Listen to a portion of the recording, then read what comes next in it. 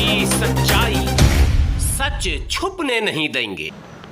आदाब, मैं हूं हाफिज़ ग़ुलाम सरवर और आप देख रहे हैं देश की सच्चाई। उत्तर प्रदेश में जैसे जैसे चुनाव करीब आ रहा है वैसे वैसे कई नए मुद्दे सामने आ रहे हैं। हालांकि एक मुद्दा है जो नया नहीं है, लेकिन अब उसने भी ज़ोर पकड़ लिया। जी हाँ, समाजवादी पार्टी के कद्दावर नेता, पूर्व मंत्री, वर्तमान सांसद और जौहर यूनिवर्सिटी के बानी कहें उनको आप, आज़म खान, लगातार आज़म खान की रिहाई को लेकर दिल्ली से लखनऊ और लखनऊ से दिल्ली तक तमाम ज़िलों में आवाज़ें उठाई जा रही हैं। कई सामाजिक संगठन भी आज़म खान की रिहाई की मांग को लेकर मैदान में हैं और समाजवादी पार्टी तो उतर ही चुकी है पूरी तरह से। साथ साथ पिछले दिनों MIM के राष्ट्रीय अध्यक्ष असदुद्दीन ओवैसी ने भी इस मुद्दे पर सख्त लहजा दिखाया था। शायद कुछ लोग कहते हैं कि उनके इसी सख्त लहजे को देखकर समाजवादी पार्टी ने भी इस मुद्दे को ज़ोर और शोर से उठाना शुरू कर दिया। हस्ताक्षर अभियान चल रहे हैं। कुछ लोगों ने खून से हस्ताक्षर कर राष्ट्रपति महोदय को भेजा है और कई लोग मुलाकात कर रहे हैं। ज़िला में अपने ज़िला पदाधिकारी को हस्ताक्षर युक्त प्रार्थना पत्र सौंप रहे हैं। क्या हो रहा है, क्यों हो रहा है? हमारे बीच एक युवा साथी हैं, नॉन फेस हैं, आप जानते होंगे, बराबर चैनलों पर नज़र आते हैं, सामाजिक कार्यकर्ता हैं और बहुत समय देते हैं। मैंने इन्हें आज स्टूडियो में बुलाया है, इनका स्वागत है। स्टूडियो में आपने वक्त निकाला। शौकत साहब, शौकत नौजवान ज़रूर हैं लेकिन दूरबीनी इनकी है, बड़े मुद्दे पर पकड़ है, अच्छा बोलते हैं। आज मैंने सोचा कि इस मौजू पर इनसे कुछ गुफ्तगू करूँ। शौकत साहब, आपकी नज़र है कि नहीं उत्तर प्रदेश में जो ये सब चल रहा मामला? बिल्कुल, सबसे पहले आपको और आपके देखने वाले तमाम दर्शकों का स्वागत है। देखिए, उत्तर प्रदेश के अंदर आज़म खान साहब को इसलिए सज़ा मिला है कि वह एक मुसलमान हैं और एक यूनिवर्सिटी बनाए हैं, जौहर यूनिवर्सिटी, जिनके वालिद माता पिता नहीं हैं उनको फ्री में शिक्षा देते हैं। जिनके पिताजी नहीं हैं उनके आधे फीस लगते हैं, जिनकी माता नहीं है उनके आधे फीस लगते हैं। और रिक्शा चलाने वाले, ठेला चलाने वाले गरीब मजदूर के बच्चे 50 रुपये में पढ़ते हैं। इसी की सज़ा उत्तर प्रदेश के मुख्यमंत्री आदित्यनाथ योगी जी दिए हुए हैं। एक मिनट, आपने एक बात कही है, क्या आप भी इस बात को मानते हैं कि आज़म खान को मुसलमान होने की सज़ा मिल रही है? बिल्कुल। उत्तर प्रदेश के अंदर आदित्यनाथ योगी जी जिस तरीके से गंदी राजनीति कर रहे हैं, बदला की भावना लेकर एक यूनिवर्सिटी बनाने वाले को और एक मेंबर ऑफ पार्लियामेंट रामपुर के सांसद को अभी भी उनको जेल के अंदर डाला गया है। उस वक्त डाला गया है जिस वक्त उनकी तबीयत बहुत नाजुक स्थिति है। आज कोर्ट का भी फैसला है कि जिनको इस कोरोना महामारी को देखते हुए उनको रिहा किया जाए। बहुत सारे लोग रिहा हो गए। कोर्ट का फैसला ये है, कोर्ट का ये आदेश था कोरोना काल में कि वो मुलजिम जो विचाराधीन हैं और जिनसे बहुत ज़्यादा ख़तरा नहीं है वैसे लोगों को ज़मानत दे दी जानी चाहिए। तो क्या कोर्ट को ये खबर नहीं कि आज़म खान जेल में है? वही तो कह रहे हैं हम कि क्या मेंबर ऑफ पार्लियामेंट से क्या उत्तर प्रदेश को खतरा है?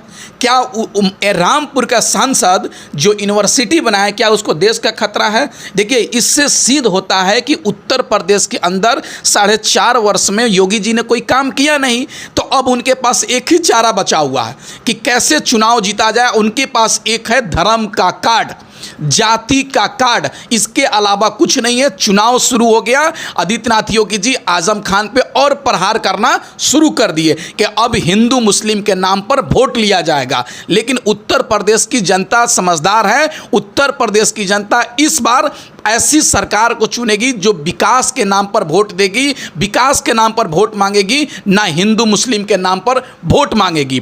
और बात हुआ आज़म खान साहब का, एक बार बताइए, उनकी तबीयत ठीक होने के बाद उनको सीतापुर जेल में शिफ्ट कर दिया गया, फिर दोबारा तबीयत खराब होने के बाद फिर उनको हॉस्पिटल में शिफ्ट कर दिया गया। क्या उनको छोड़ा नहीं जा सकता था? क्या उनको रिहाई नहीं कर दिया जा सकता था?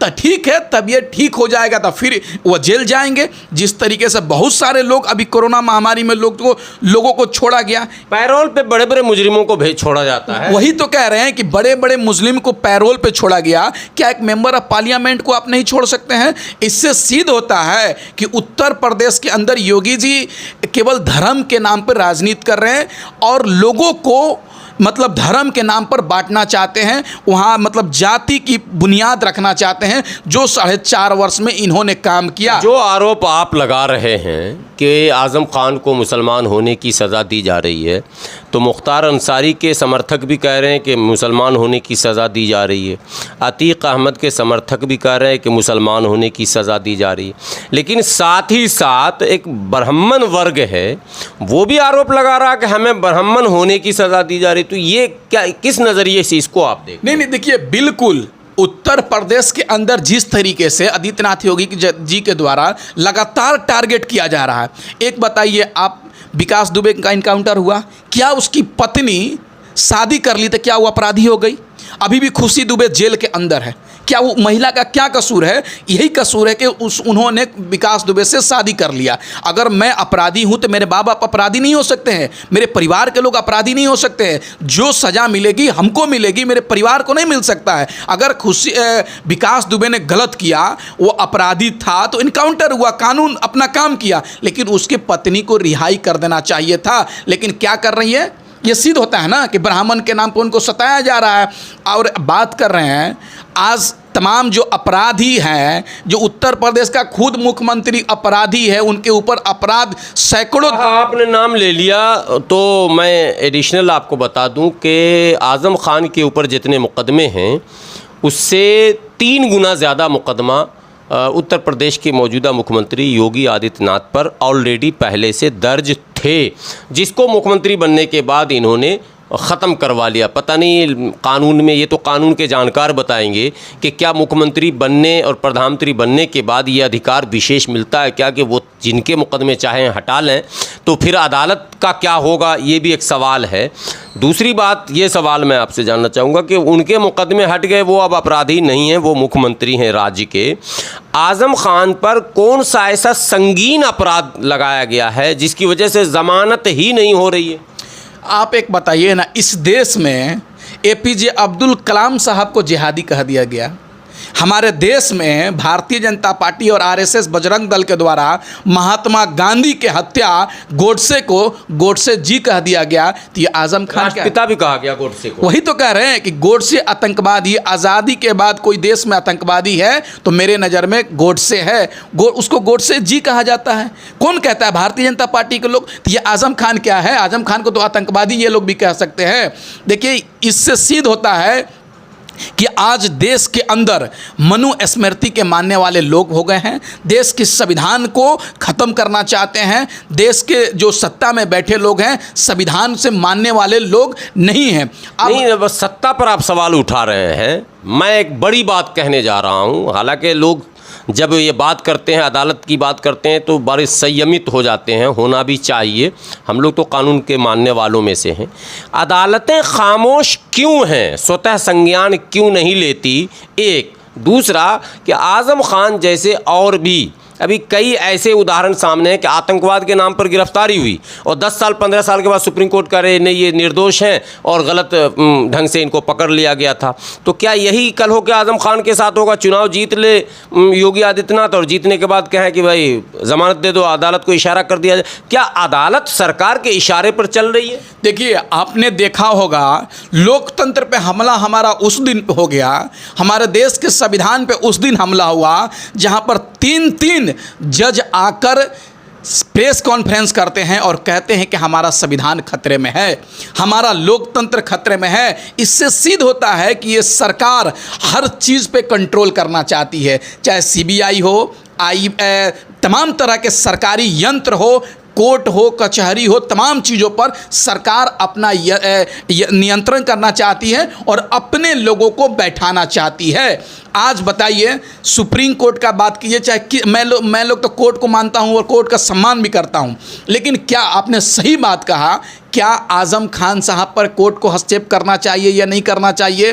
तमाम तरह के जिन लोगों को, मैं इसलिए ये बात बोला कि सरकार फिर किसी को भी जब चाहेगी उठा लेगी, अपने राजनीतिक लाभ ले लेगी, तो राजनीतिक लाभ प्राप्त करने के लिए सरकार किसी को भी बलि का बकरा बनाएगी, तो कोर्ट आखिर चुप क्यों रहेगी? इसलिए मैंने ये सवाल किया। बिल्कुल।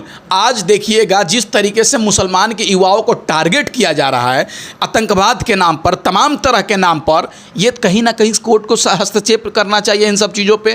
कोर्ट को इस पे इन्वॉल्व होने की ज़रूरत है। आप बताइए, कुछ दिन पहले की बात कर रहा हूँ, कुकर से बम बनाने के नाम पर युवाओं को उत्तर प्रदेश से गिरफ्तार किया गया।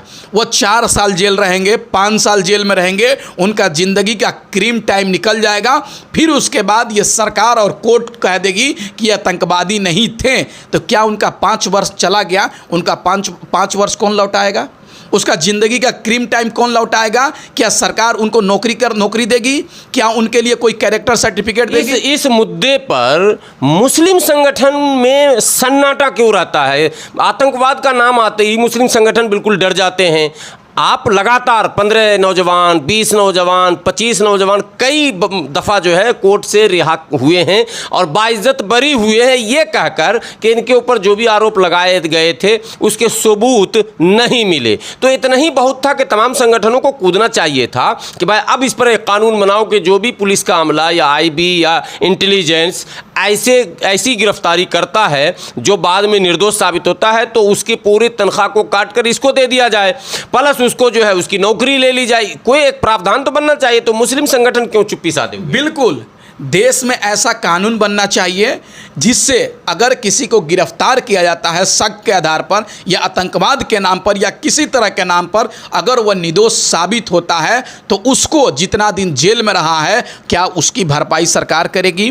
क्या उसकी कोर्ट भरपाई करेगी? और जिन लोगों ने बेगुनाह को निर्दोष को आतंकवादी साबित करके जेल में डाला है, अपराधी साबित करके जेल में डाला है, क्या उसके ऊपर कार्रवाई होगी? और आपने कहा कि मुस्लिम संगठन ने क्यों नहीं किया? तमाम संगठन उनके लिए आवाज़ उठाती हैं, लेकिन देश की मेन स्ट्रीम मीडिया ने जिस तरीके से उनको एक दिन में आतंकवादी ऐसा बता देती है कि लगता है कि ताज होटल पे यही हमला किया। दूसरे देशों में तमाम तरह की जो घटना होती है सारा उसी का हाथ रहता है। देश का मेन स्ट्रीम मीडिया का रोल है ये चीज़। हमको कल चाहेगी आतंकवादी साबित कर देगी कि ये SIA से इसका संबंध है, इमरान खान से संबंध है, तमाम चीज़ का ये साबित करने में टाइम नहीं लगेगा, क्योंकि मेन स्ट्रीम मीडिया देश के लोगों को गुमराह कर रही है लगातार। इसलिए लोग कुछ हद तक गुमराह हो गए थे, लेकिन अब देश की जनता समझ चुके हैं और इन लोगों को करारा जवाब मिलेगा। देश की जो मेन स्ट्रीम मीडिया है जो गलत न्यूज़ दिखाने का काम कर रही है, और देश में ऐसे कानून बनना चाहिए जो देश के लोगों को, निर्दोष लोगों को, बेअपराधी को अपराध के नाम पर, आतंकवाद के नाम पर जेल में डाला जा रहा है, उनको क्रीम टाइम वापस कैसे लौटेगा, उनका बीता हुआ जेल के अंदर समय कैसे वापस आएगा, और जो पुलिस वाले जिन लोगों ने अच्छे लोगों को, निर्दोष लोगों को अपराधी बताने का काम किया, आतंकवादी बताने का काम किया, उन पर भी कार्रवाई करने की ज़रूरत है। तब जाकर ऐसी घटना समाज में नहीं घटेगी, हमारे देश में ऐसी झूठी घटना नहीं घटेगी।